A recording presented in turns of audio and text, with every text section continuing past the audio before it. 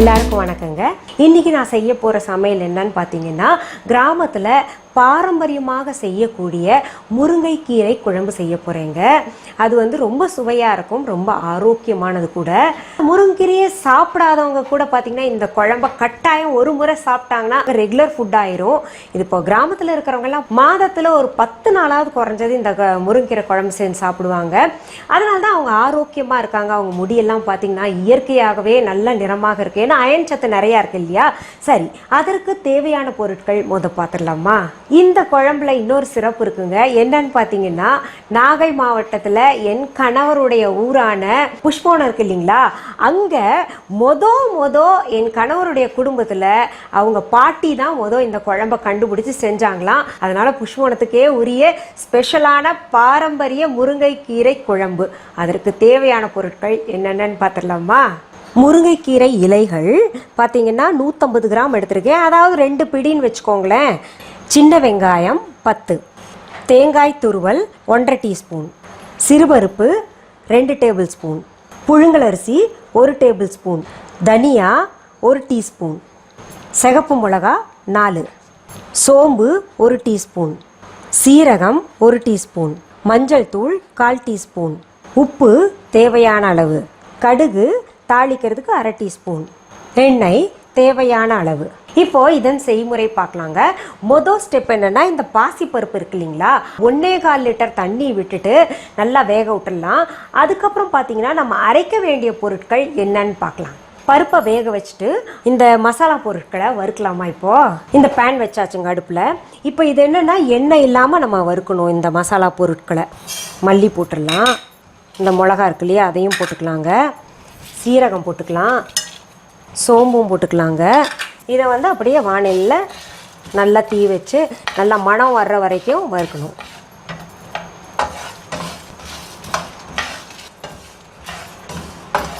நமக்கு இப்போ இந்த மல்லி சோம்பு சீரகம் எல்லாம் பொரியும் பாருங்கள், சத்தம் வரும், அது வரைக்கும் நம்ம வறுக்கணும். இப்போ பாருங்கள் நல்லா பொன்னிறமாக வறுக்கமாக இருக்குது, சத்தம் வருதா உங்களுக்கு?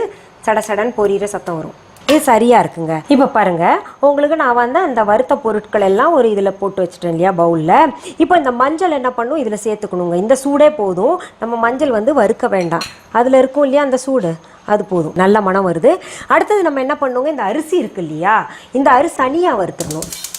இதுக்கு இந்த குழம்புக்கு சுவை கொடுக்கறதே இந்த அரிசி தாங்க. பொன்னிறமாக வறுத்துக்கலாங்க. அப்படியே பொரி போல் ஒரு சத்தம் வரும், அந்த பொரிஞ்சு வர்ற நேரத்தில் நம்ம அடுப்பு அணைச்சிக்கலாம். இப்போ பாருங்கள் நல்லா பொன்னிறமாக வருது இல்லையா? இப்போ இந்த பொன்னிறமாக வந்து இதுக்கு மேலே வேண்டாங்க, தீயை விட்டுறக்கூடாது, அந்த டேஸ்ட் மாறிடும். இதை வறுத்தாச்சு. இப்போ பொன்னிறமாக வறுத்துருக்கோம்ல, அதை தனியாக ஒரு பாத்திரத்தில் எடுத்து வச்சுக்கலாம். இப்போ என்ன பண்ணுங்க, இது நல்லா ஆறிடுச்சு. இது ஆறினோன்னா இது என்ன பண்ணுறோம், நம்ம மிக்சி ஜாரில் இது போடுறோங்க. இப்போ நான் உங்களுக்கு ஒன்று சொல்கிறேன், என்ன சூடானதெல்லாம் இதில் போடுறாங்களே இவங்க, இது பிளாஸ்டிக் இல்லையான்னு நினைப்பீங்க. ஏன்னா அது ஒரு சில கருத்தும் தெரிவிச்சிருக்கீங்க பிளாஸ்டிக்கில் போடுறோன்னு சொல்லிட்டு. அது பிளாஸ்டிக் கிடையாதுங்க, மைக்ரோனில் வைக்கக்கூடிய பாத்திரம் எல்லாமே. இப்போ என்ன தெரியுங்களா, இதை வந்து நம்ம அரைச்சிடலாம். இப்போ பாருங்கள், இது அரைச்சாச்சு, ரொம்ப நைஸாக, அப்பா நல்லா மனம் கிளப்புதுங்க. இப்போ இந்த அரிசி என்ன பண்ணணுன்னா இதில் கொட்டிட்டுங்க, குறன்னு தான் அரைக்கணும். அதனால தான் இதோட போட்டு அரைக்கல. ஏன்னா இதெல்லாம் தான் ரொம்ப முக்கியமான விஷயம் கவனிக்க வேண்டியது நம்ம. இப்போ பாருங்கள், அரிசி போட்டு அரைச்சிருக்கோம், நல்லா ஒரு குறன்னு இருக்கு பாருங்க. இது வரைக்கும் செஞ்சோம் இல்லையா, இதுவே நல்லா வித்தியாசமாக ஒரு மனமாக இருக்குது. அடுத்த ஸ்டெப்பு ரொம்ப ரொம்ப முக்கியமானதுங்க. சின்ன வெங்காயம் வச்சுருக்கோம் இல்லையா, இது வந்து நம்ம வந்து வெட்டவும் கூடாது, மிக்சிலையும் அரைக்கக்கூடாது. ஒரு உரல் எடுத்துட்டுங்க, அதில் என்ன பண்ணணும், இந்த சின்ன வெங்காயத்தை போட்டுடணும். போட்டு இந்த மசாலாவையும் போட்டு நல்லா இடிக்கணுங்க. இப்போ பாருங்கள், இந்த வெங்காயத்து மேலே நம்ம இந்த பொடி போட்டிருக்கோம் இல்லையா, இதை வந்து நம்ம கீழே கொட்டாமல் அப்படி மெதுவாக பொறுமையாக இதை இடிக்கணும். இப்போ அம்மி இருக்கிறவங்க என்ன பண்ணலான்னா, இந்த மசாலா இருக்கு இல்லையா வச்சுட்டு அது மேலே சின்ன வெங்காயத்தை வச்சுட்டு நல்லா தட்டிக்கலாங்க அதை. இப்போ பாருங்கள், நம்ம வந்து இடித்தது எவ்வளோ அழகாக வந்திருக்கு பாருங்கள். இந்த வெங்காயம் எல்லாம் உடஞ்சி அந்த மசாலா எல்லாம் ஒன்றா நல்லா கலந்துருக்கு பாருங்கள். நல்லா அம்மியில் இடித்த மாதிரியே இருக்குது. அதாவது நான் உங்களுக்கு கையில் எடுத்து காமிக்கிறேன் பாருங்கள், வெங்காயம் இப்படி தட்டி இருக்கணும், அவ்வளோதான். இப்போ அடுத்தது என்ன பண்ண போகிறோங்க, இந்த அடுப்பில் வேக வச்சுருக்கோம் இல்லையா பருப்பு, அது நல்லா வெந்துருச்சு. இங்கே பாருங்கள், நல்லா வெந்துருச்சு. அடுத்தது பார்த்தீங்கன்னா இந்த முருங்கீரை இருக்கு இல்லையா, எடுத்து அப்படியே போடக்கூடாது. இதில் நரம்பெல்லாம் இருக்கும் இல்லையா, உங்களுக்கு தெரியும், இப்போ பயன்படுத்தி இருக்கிறவங்களுக்கு தெரியும். நல்லா இந்த நரன்னு சத்தம் வரணும், அப்படியே உடச்சி போடணும் அப்படியே இலையெல்லாம். ஏன்னா முருங்கீரை வெட்டவும் கூடாது, முழு இலையாகவும் போட வேண்டாம், அதில் நரம்பு இருக்கு இல்லையா. இப்போ பாருங்கள், இந்த கீரை போட்டிருக்கோம் இல்லையா, இப்போ நம்ம அது சரி வேகத்தில் கிண்டி விட்டுடலாம். இப்போ பாருங்கள், கொஞ்சம் திக்காக இருக்கு இல்லையா, இன்னும் நம்ம ஒரு 1/4 லிட்டர் போல் தண்ணி ஊற்றிக்கலாங்க. இது அதிகபட்சமாக பார்த்தீங்கன்னா ஒரு 3 நிமிஷம் வெந்தால் போதுங்க. அதுக்கு மேலே வந்தால் அந்த பச்சை நிறம் மாறி போயிடும், அப்புறம் கீரையும் கடுத்து போயிடும். இது பாருங்கள், இப்போ ஒரு நுரை போல் வருது இல்லையா, 3 நிமிஷம் ஆயிடுச்சு. அது நுரை போல் தானாக வரும்போது இதுக்கு மேலே நம்ம கொதிக்க விடக்கூடாது, ரொம்ப இது ஹையில் வைக்கக்கூடாது, ஃப்ளேமை குறைச்சி விட்டுருலாங்க. தீயை குறைச்சிட்டு இப்போ என்ன பண்ணணும், நம்ம இந்த மசாலா இருக்கு இல்லையா, எப்போவுமே இன்னொன்று இந்த முருங்கீரை குழம்பு தானே நினைக்கூடாதுங்க. இதில் பார்த்தீங்கன்னா ஒவ்வொன்றும் கவனித்து செய்யணும், இல்லாட்டி அப்படியே சுவை மாறிடும். இப்போ இது 3 நிமிஷம் வந்துருச்சு. இப்போ இதுக்கப்புறம் தான் வந்து நம்ம மசாலா சேர்க்கணும். அதுக்கு இந்த கீரை வேகாமல் நம்ம மசாலா சேர்த்தோம்னா அந்த கீரை வந்து சரியான விதத்தில் வேகாது. பாருங்க, ரொம்ப பக்குவமாக இருக்குங்க.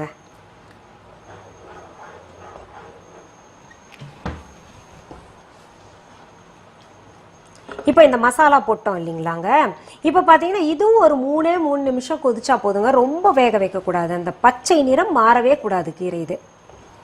இப்போ பாருங்கள், ஒரு நல்ல மனம் வரும். அந்த அரிசி போட்டிருக்கோம் இல்லையா, அந்த அரிசி வந்து வேகணும் இல்லை, அதுக்கு தான் அந்த 3 நிமிஷம் விடுறோம் நம்ம. நல்ல மனம் கிளம்புதப்பா. நீங்கள் சாப்பிட்டீங்கன்னா ஒன்ஸ் இது பார்த்தீங்கன்னா உங்களுக்கு ஃபேவரேட்டாக போயிருங்க. கட்டாயம் நீங்களும் மாதத்தில் 10 நாள் செஞ்சு சாப்பிடுவீங்க. இது அதாவது ஒரு மனம் பாருங்க, அப்படி ஒரு பிரமாதமாக இருக்குங்க. இது என் பிள்ளைங்களாம் சாப்பிட்டு சொல்லுவாங்க, சிக்கன் கறியில் வரும்ல அந்த மனம் வருதுமா அப்படின்னு சொல்லிட்டு அவங்களும் விரும்பி சாப்பிட்றாங்க, ரொம்ப விரும்பி சாப்பிட்றாங்க. நல்ல அயன் இருக்குல்ல, ஃபுல்லாக அயன். அப்பா நல்ல மனவங்க. என்னோட ஃபேவரேட் இது சொல்லணும்னா. எனக்கு என் கணவர் அடிக்கடி செஞ்சு கொடுப்பார் இது. இப்போ நீங்கள் நினைப்பீங்க, என்ன இந்த தேங்காவை சும்மா வச்சுருக்காங்களே இவங்க அப்படின்னு சொல்லிட்டு. இந்த தேங்காய் பார்த்தீங்க அரைக்கவும் வேண்டாம், ஒன்றும் வேண்டாங்க, அப்படியே இந்த தேங்காவை போடணும் பாருங்கள். பாருங்க, இந்த தேங்காய் போட்டுங்க 1 நிமிஷம் தான் நம்ம கொதிக்க விடணும், அதுக்கு மேலே அடுப்பில் இருக்கணும். இப்போ பாருங்க, இது 1 நிமிஷம் வந்து வெந்துருச்சு. இப்போ அடுப்பு அணைச்சிடலாம். அடுத்தது என்ன பண்ணலாங்க, இன்னொரு அடுப்பில் வந்து நான் என்ன பண்ணுறேன், இப்போ தாளிக்க போகிறேங்க. இது தாளிக்கிறது வந்து ஆப்ஷன் தான். இப்போ இந்த எண்ணெய் சூடாயிடுச்சுங்க, இதில் நான் உளுத்தம் பருப்பு போடுறேன், அடுத்தது கடுகு போடுறேங்க, அடுத்தது இந்த சிவப்பு மிளகா.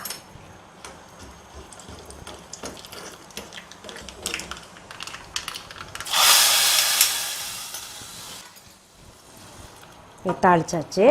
இப்போ என்ன பண்ணலாம், நம்ம இன்னும் உப்பு சேர்க்கலை இல்லையா, உப்பு வந்து மொதவே சேர்க்கக்கூடாதுங்க, அடுப்புலேருந்து இறக்கிட்டு அப்புறம் தான் சேர்க்கணும். ஏன்னா அந்த கசப்பு தன்மை கொடுத்துரும் இது கொஞ்சம். ஏடா எனக்கு இப்போவே டெம்ப்ட் பண்ணுது, சாப்பிட்டே பார்த்துறேன் நான் பெருசாத. ஏன்னா என் வீட்டுக்காரருந்து கற்றுக்கிட்டேன்ல, நான் செய்கிறதும் அதே மாதிரி வருதான்னு பார்க்கணும்ல.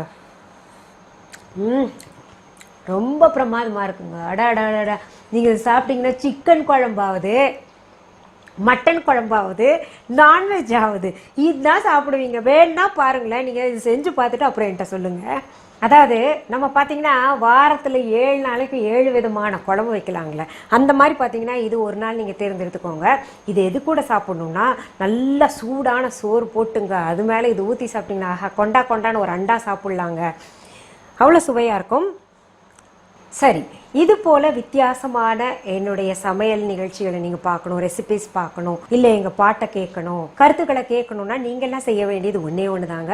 அனிதா புஷ்பவனம் குப்புசாமி யூடியூப் சேனலை சப்ஸ்கிரைப் பண்ணுங்கள், தொடர்ந்து பார்க்கலாம். நன்றி, மீண்டும் சந்திக்கலாமா? அன்பான வாடிக்கையாளர்களே, உங்கள் விஹா ஸ்டோரில் பூஜை பொருட்கள், சிலைகள், ராசிக்கற்கள், வாஸ்து பொருட்கள், விதைகள், பாரம்பரிய அரிசி வகைகள், சிறுதானியங்கள், ஆர்கானிக் பொருட்கள், மூலிகை எண்ணெய், மளிகை பொருட்கள், மரச்செக்கு எண்ணெய், மரப்பொருட்கள், வெள்ளி ஆபரணங்கள், கிஃப்ட் ஆர்டிகல்ஸ், காட்டன் மற்றும் பட்டு புடவைகள், காட்டன் சுடிதார்கள், பட்டு பாவாடை, குழந்தைகளுக்கான விளையாட்டு பொருட்கள், ஹை குவாலிட்டி இமிடேஷன் நகைகள், வீட்டு உபயோக பொருட்கள், ஜூட் பேக்ஸ், ஹேண்ட்மேட் சோப்ஸ், அழகு சாதன பொருட்கள், சிறுதானிய பிஸ்கெட்டுகள், ஹோம் அப்ளையன்சஸ், இன்னும் பற்பல பொருட்கள் விற்பனைக்குள்ளது. விஹா ப்ராடக்ட்களை நீங்கள் வாங்க விரும்பினால் அது எங்களுடைய viha.online வெப்சைட் மற்றும் சென்னை ராஜா அண்ணாமலைபுரத்தில் உள்ள எங்கள் விஹா ஸ்டோரில் மட்டுமே கிடைக்கும் என்பதை தெரிவித்துக் கொள்கிறோம். வேறு எந்த ஆன்லைன் வெப்சைட்களிலும் விஹா ப்ராடக்ட்கள் விற்பனைக்கு கிடையாது என்பதை நீங்கள் கவனத்தில் கொள்ள வேண்டும். எங்கள் விஹா ஸ்டோரின் விலாசத்தை கண்டறிய கூகுள் மேப்ஸில் விஹா ஸ்டோர் என்று டைப் செய்தால் வழியை கண்டறியலாம். www.viha.online வெப்சைட்டிலும் விஹா ஸ்டோரின் அட்ரஸ் உள்ளது.